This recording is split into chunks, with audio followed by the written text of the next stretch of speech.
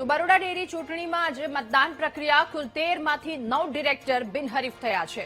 બાકીના 4 જેટલા ઝોનમાં આજે મતદાન પ્રક્રિયા યોજાઈ. ડેસર ઝોનમાં 82, વડોદરામાં 82 મતદાર મતદાન કરશે, તો ડભોઈમાં 78 અને પાવી જેતપુર ઝોનમાં 91 જેટલા મતદારો પોતાના મતાધિકારનો ઉપયોગ કરશે, મત આપશે.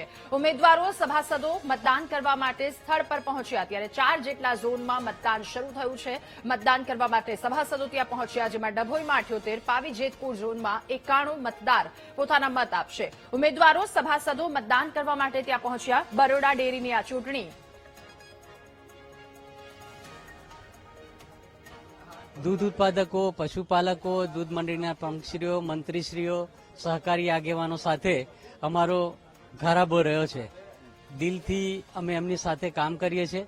એમની મુશ્કેલી હોય ત્યારે પણ હું ખડે પગે ઉભો હોઉં છું, એટલે મતદારો મને આ વખતે જંગી બહુમતીથી વિજેતા બનાવશે. 70 મતદારો છે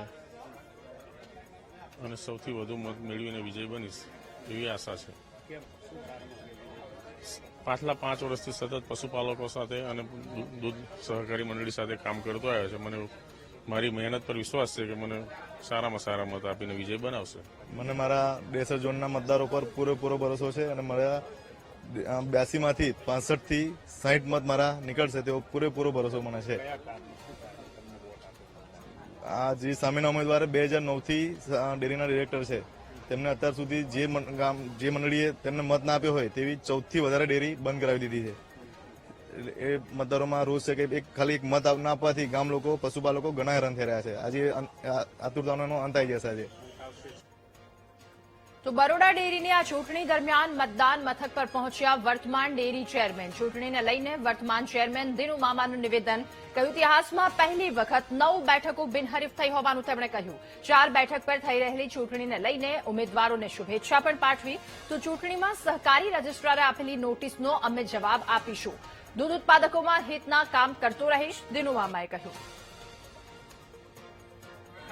બરોડા ડેરીની ચૂંટણી દર 5 વર્ષે થાય છે. એ રીતે પહેલી વાર 9 ડિરેક્ટરો બિનહરીફ ચૂંટાય છે, એનું બહુ આનંદ છે. અને જે 4 વિભાગમાં 8 મિત્રો ચૂંટણી લડે છે, એમાં લગભગ 325 જેટલા મતદારો છે. અને 9 વાગ્યાથી 3 વાગ્યા સુધીને મતદાન થવાનું છે.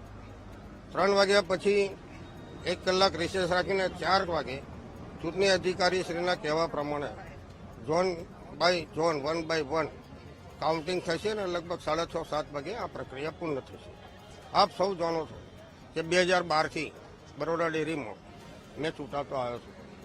ત્યારે પણ અમારા બોર્ડમાં કોઈ ડિરેક્ટર જોડે, કોઈ દૂધ ઉત્પાદક જોડે, દૂધ ઉપભોક્તાઓ સાથે કાયમ સમાધાનકારી ભૂમિકા ભજવી છે. અને ઘણા મિત્રો મારા જેવા પૂછે છે કે તમે પ્રમુખ નહીં હોવ તો હું ડિરેક્ટર ચૂંટાયેલો છું. પશુપાલકોના હિત માટે